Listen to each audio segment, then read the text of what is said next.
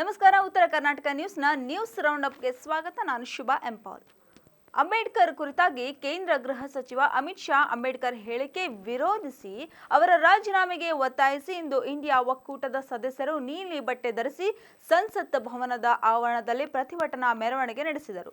ರಾಹುಲ್ ಗಾಂಧಿ ಮತ್ತು ಪ್ರಿಯಾಂಕಾ ಗಾಂಧಿ ವಾದ್ರಾ ಸೇರಿದಂತೆ ಕಾಂಗ್ರೆಸ್ ನಾಯಕರು ಸಂಸತ್ತಿನ ಆವರಣದಲ್ಲಿರುವ ಅಂಬೇಡ್ಕರ್ ಪ್ರತಿಮೆಯಿಂದ ಸಂಸತ್ ಭವನದವರೆಗೆ ಅಂಬೇಡ್ಕರ್ ಭಾವಚಿತ್ರ ಹಿಡಿದು ಜೈ ಭೀಮ್ ಘೋಷಣೆ ಕೂಗುತ್ತಾ ಮೆರವಣಿಗೆ ಕೈಗೊಂಡರು. ಕೇಂದ್ರ ಗೃಹ ಸಚಿವ ಕ್ಷಮೆ ಕೇಳಿ ರಾಜೀನಾಮೆ ನೀಡಬೇಕು ಎಂದು ಇಂಡಿಯಾ ಒಕ್ಕೂಟದ ಸಂಸದ ಮಕರ್ ದ್ವಾರ್ ಒತ್ತಾಯಿಸಿದರು. ಶಿವಸೇನಾ ನಾಯಕ ಸಂಜಯ್ ರಾವತ್ ಮಾತನಾಡಿ, ಅವರು ಬಾಯಿ ತಪ್ಪಿ ಅಂಬೇಡ್ಕರ್ ಕುರಿತು ಮಾತನಾಡಿದರೆ ಅಮಿತ್ ಶಾ ಕ್ಷಮೆ ಕೇಳಬೇಕೆಂದು ಆಗ್ರಹಿಸಿದರು. ಬಿಜೆಪಿ ಸಂಸದರು ಕೂಡ ಅಂಬೇಡ್ಕರ್ ಅವರನ್ನು ವಿಪಕ್ಷ ಕಾಂಗ್ರೆಸ್ ಅವಮಾನ ಮಾಡುತ್ತಿದ್ದು ಕ್ಷಮೆ ಯಾಚಿಸಬೇಕು ಎಂದು ಘೋಷಣೆ ಕೂಗುತ್ತಾ ಸಂಸತ್ ಭವನದಲ್ಲಿ ಪ್ರತಿಭಟನೆ ನಡೆಸಿದರು.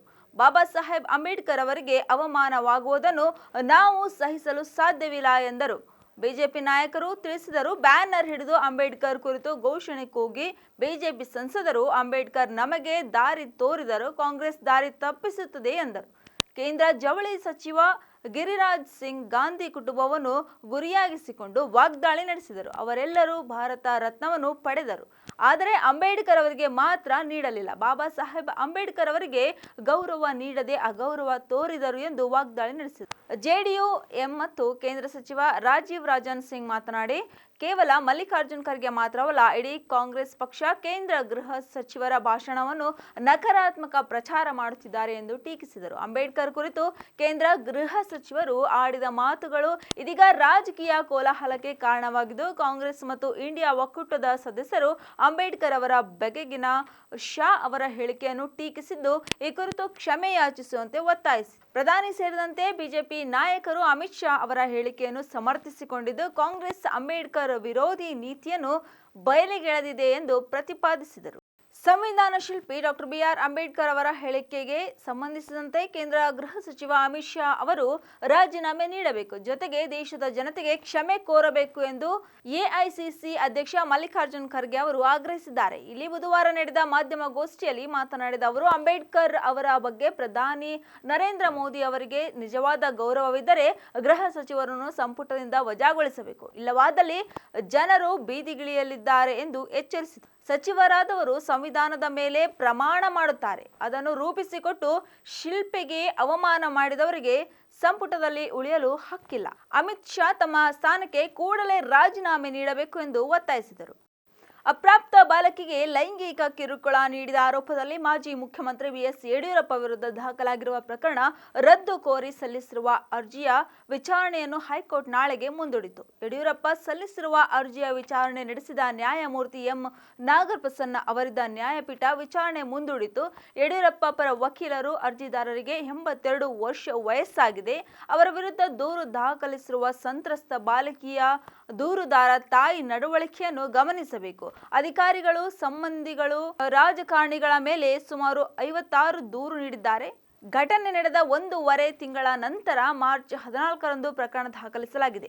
ಬಾಲಕಿಯ ಹೇಳಿಕೆ ಆಧರಿಸಿ ಆರೋಪ ಪಟ್ಟಿ ದಾಖಲಿಸಲಾಗಿದೆ. ಅರ್ಜಿದಾರರು ಅನುಚಿತವಾಗಿ ಸ್ಪರ್ಶಿಸಿದ್ದಾರೆ ಎಂದು ಬಾಲಕಿ ಹೇಳಿಕೆ ನೀಡಿದ್ದಾರೆ. ಸ್ಥಳದಲ್ಲಿ ಹಲವು ಜನರಿದ್ದು ಅವರ ಸಮ್ಮುಖದಲ್ಲಿ ಈ ಘಟನೆ ನಡೆಯಲು ಸಾಧ್ಯವೇ ಎಂದು ಪ್ರಶ್ನಿಸಿದರು. ಡಿಸೆಂಬರ್ 17ರಂದು ರಾಜ್ಯಸಭೆಯಲ್ಲಿ ಬಿ.ಆರ್. ಅಂಬೇಡ್ಕರ್ ವಿರುದ್ಧ ಅವಹೇಳನಕಾರಿ ಹೇಳಿಕೆ ನೀಡಿದ್ದಕ್ಕಾಗಿ ಕೇಂದ್ರ ಗೃಹ ಸಚಿವ ಅಮಿತ್ ಶಾ ವಿರುದ್ಧ ಕಾಂಗ್ರೆಸ್ ಅಧ್ಯಕ್ಷ ಮಲ್ಲಿಕಾರ್ಜುನ್ ಖರ್ಗೆ ಅವರು ಇಂದು ವಿಶೇಷ ಹಕ್ಕು ನೋಟಿಸ್ ಸಲ್ಲಿಸಿದ್ದಾರೆ. ಅಮಿತ್ ಶಾ ಅವರಿಂದ ಸಂವಿಧಾನ ಶಿಲ್ಪಿಗೆ ಅವಮಾನವಾಗಿದೆ ಮತ್ತು ಅವರು ಸದನದ ನಿಯಮಗಳನ್ನು ಉಲ್ಲಂಘನೆ ಮಾಡಿದ್ದಾರೆ ಎಂದು ಮಲ್ಲಿಕಾರ್ಜುನ್ ಖರ್ಗೆ ಟೀಕಿಸಿದ್ದಾರೆ.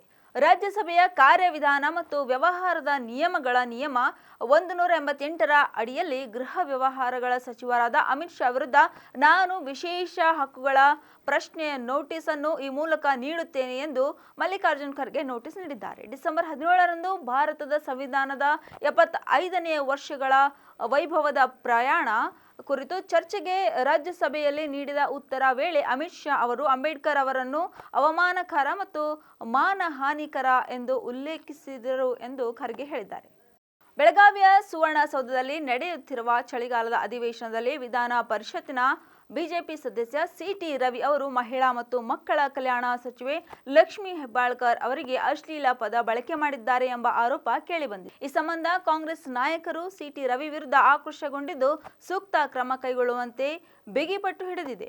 ರಾಜ್ಯಸಭೆಯಲ್ಲಿ ಅಮಿತ್ ಶಾ ಹೇಳಿಕೆ ಖಂಡಿಸಿ ಪರಿಷತ್ತಿನಲ್ಲಿ ಇಂದು ಕಾಂಗ್ರೆಸ್ ಸದಸ್ಯರು ಪ್ರತಿಭಟನೆ ನಡೆಸಿದರು. ಈ ವೇಳೆ ಬಿಜೆಪಿ ಮತ್ತು ಕಾಂಗ್ರೆಸ್ ಸದಸ್ಯರ ಮಧ್ಯೆ ಮಾತಿನ ಚಕಮಕಿ ನಡೆಯಿತು. ಮಾತಿನ ಚಕಮಕಿ ನಡೆಯುವಾಗ ನನ್ನ ವಿರುದ್ಧ ಸಿಟಿ ರವಿ ಅಸಂವಿಧಾನಿಕ ಪದವನ್ನು ಬಳಸಿದ್ದಾರೆ ಎಂದು ಲಕ್ಷ್ಮಿ ಹೆಬ್ಬಾಳ್ಕರ್ ಗಂಭೀರ ಆರೋಪ ಮಾಡಿದ್ದಾರೆ. ಇದರಿಂದ ಸದನದಲ್ಲಿ ಭಾರೀ ಕೋಲಾಹಲ ಸೃಷ್ಟಿಯಾಗಿದೆ. ವಿಧಾನ ಪರಿಷತ್ನ ಬಿಜೆಪಿ ಸದಸ್ಯರು ಪ್ರಾಸ್ಟಿಟ್ಯೂಟ್ ಎಂಬ ಪದ ಬಳಕೆ ಮಾಡಿದ್ದಾರೆ. ಈ ಪದವನ್ನು ಬಳಕೆ ಮಾಡಿದ್ದರಿಂದ ಸಚಿವೆ ಲಕ್ಷ್ಮಿ ಹೆಬ್ಬಾಳ್ಕರ್ ಅವರು ಕೆಂಡಾಮಂಡಲವಾಗಿದ್ದಾರೆ. ಇದರಿಂದ ತಮಗಾದ ಅವಮಾನ ತಡೆದುಕೊಳ್ಳಲಾಗದೆ ಲಕ್ಷ್ಮಿ ಹೆಬ್ಬಾಳ್ಕರ್ ಕಣ್ಣೀರು ಹಾಕುತ್ತಾ ಪರಿಷತ್ತಿನಿಂದ ಹೊರಗೆ ಹೋಗಿದ್ದಾರೆ. ಇದರ ಬೆನ್ನಲ್ಲೇ ಕಾಂಗ್ರೆಸ್ ಸದಸ್ಯರು ಸಿಟಿ ರವಿ ವಿರುದ್ಧ ಮುಗಿಬಿದ್ದಿದ್ದು ಸೂಕ್ತ ಕ್ರಮ ಕೈಗೊಳ್ಳುವಂತೆ ಸಭಾಪತಿಗೆ ಮನವಿ ಮಾಡಿದ್ದಾರೆ.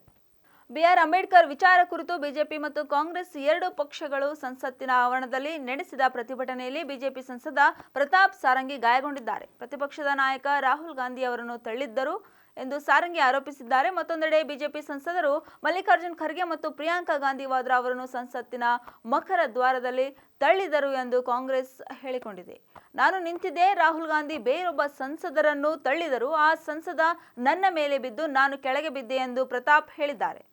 ಭಾರತ ತಂಡ ಪ್ರಸ್ತುತ ಆಸ್ಟ್ರೇಲಿಯಾ ಪ್ರವಾಸದಲ್ಲಿದೆ. ಸರಣಿ 3 ಪಂದ್ಯಗಳು ನಡೆದಿದ್ದು ಇದೀಗ 4ನೇ ಪಂದ್ಯ ಮೆಲ್ಬೋರ್ನ್ನಲ್ಲಿ ನಡೆಯಲಿದೆ. ಹೀಗಾಗಿ ಈ ಬಾರಿಯ ಬಾಕ್ಸಿಂಗ್ ಡೇ ಟೆಸ್ಟ್ಗಾಗಿ ಟೀಮ್ ಇಂಡಿಯಾದ star batsman Virat Kohli Melbourne ತಲುಪಿದ್ದಾರೆ. ಈ ವೇಳೆ ವಿರಾಟ್ ಕೊಹ್ಲಿ ಅವರು ಮೆಲ್ಬೋರ್ನ್ ವಿಮಾನ ನಿಲ್ದಾಣದಲ್ಲಿ ಆಸ್ಟ್ರೇಲಿಯಾ ಮಾಧ್ಯಮಗಳೊಂದಿಗೆ ವಾಗ್ವಾದ ನಡೆಸಿದ್ದು ಇದೀಗ ಅದರ ವಿಡಿಯೋ ಸಾಮಾಜಿಕ ಜಾಲತಾಣದಲ್ಲಿ ಸಾಕಷ್ಟು ವೈರಲ್ ಆಗಿದೆ. ಬಾಕ್ಸಿಂಗ್ ಡೇ ಟೆಸ್ಟ್ಗಾಗಿ ಮೆಲ್ಬೋರ್ನ್ ಬಂದಿಳಿದ ವಿರಾಟ್ ಕೊಹ್ಲಿ ವಿಮಾನ ನಿಲ್ದಾಣದಲ್ಲೇ ಮಾಧ್ಯಮಗಳ ವಿರುದ್ಧ ಅಸಮಾಧಾನ ವ್ಯಕ್ತಪಡಿಸಿದರು. ಚಾನೆಲ್ 7 ವರದಿ ಪ್ರಕಾರ ಕೊಹ್ಲಿ ಮತ್ತು ಟಿವಿ ಪತ್ರಕರ್ತರ ನಡುವೆ ಸ್ವಲ್ಪ ವಾಗ್ವಾದ ನಡೆದಿದೆ. ಆರಂಭದಲ್ಲಿ ಏನೂ ಮಾತನಾಡದೆ ಅಲ್ಲಿಂದ ಹೊರಟು ಹೋದ ಕೊಹ್ಲಿ ನಂತರ ಮತ್ತೆ ಬಂದು ಆಸ್ಟ್ರೇಲಿಯಾದ ಪತ್ರಕರ್ತರಿಗೆ ನನ್ನ ಅನುಮತಿ ಇಲ್ಲದೆ ನೀವು ನನ್ನ ಮಕ್ಕಳ ಫೋಟೋ ತೆಗೆಯುವಂತಿಲ್ಲ ಎಂದು ಹೇಳಿದರು. ಆದಾಗ್ಯೂ ಚಾನೆಲ್ 7 ಅವರ ಮಕ್ಕಳ ಫೋಟೋಗಳನ್ನು ಕ್ಲಿಕ್ ಮಾಡಿಲ್ಲ ಅಥವಾ ಅವರ ವಿಡಿಯೋಗಳನ್ನು ಮಾಡಿಲ್ಲ ಎಂದು ಹೇಳಿಕೊಂಡಿದೆ. ಮುಂದುವರೆದು ಮಾತನಾಡಿದ ವಿರಾಟ್ ಕೊಹ್ಲಿ ತನ್ನ ಖಾಸಗಿತನವನ್ನು ಗೌರವಿಸುವಂತೆ ಪ್ಯಾಪರಾಜಿ ಬಳೆ ಕೇಳಿಕೊಂಡು ಅಲ್ಲಿಂದ ಹೊರಟು ಹೋಗಿದ್ದಾರೆ. ಮಹಾರಾಷ್ಟ್ರದ ಮುಂಬೈನ ಗೇಟ್ ವೇ ಆಫ್ ಇಂಡಿಯಾ ಬಳಿ ಪ್ರಯಾಣಿಕರನ್ನು ಹೊತ್ತೊಯ್ಯುತ್ತಿದ್ದ ಹಡಗೊಂದು ಮುಗುಚಿ ಬಿದ್ದು ಪರಿಣಾಮ 13 ಮಂದಿ ಸಾವನ್ನಪ್ಪಿದ್ದು ಇಬ್ಬರು ಸ್ಥಿತಿ ಚಿಂತಾಜನಕವಾಗಿದೆ.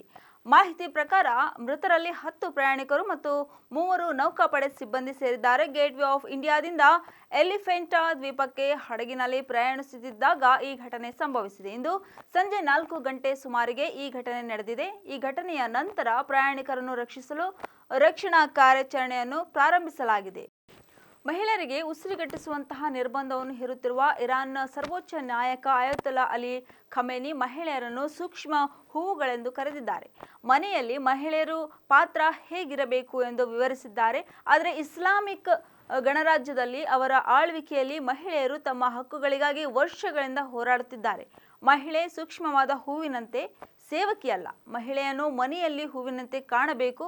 ಒಂದು ಹೂವಿನ ಆರೈಕೆ ಮಾಡಬೇಕು. ಅದರ ತಾಜಾತನ ಮತ್ತು ಸಿಹಿ ಪರಿಮಳದ ಪ್ರಯೋಜನವನ್ನು ಪಡೆದುಕೊಳ್ಳಬೇಕು ಮತ್ತು ಗಾಳಿಯನ್ನು ಸುಗಂಧಗೊಳಿಸಲು ಬಳಸಬೇಕು ಎಂದು ಬರೆದಿದ್ದಾರೆ. ಕುಟುಂಬದಲ್ಲಿ ಮಹಿಳೆ ಮತ್ತು ಪುರುಷರ ಪಾತ್ರಗಳು ವಿಭಿನ್ನವಾಗಿವೆ. ಉದಾಹರಣೆಗೆ, ಪುರುಷನು ಕುಟುಂಬದ ಖರ್ಚಿಗೆ ಜವಾಬ್ದಾರನಾಗಿರುತ್ತಾನೆ, ಆದರೆ ಮಕ್ಕಳನ್ನು ಬೆಳೆಸುವ ಜವಾಬ್ದಾರಿ ಮಹಿಳೆಯರದಾಗಿರುತ್ತದೆ. ಇದರರ್ಥ ಒಬ್ಬರು ಶ್ರೇಷ್ಠ ಎಂದಲ್ಲ ಎಂದರು.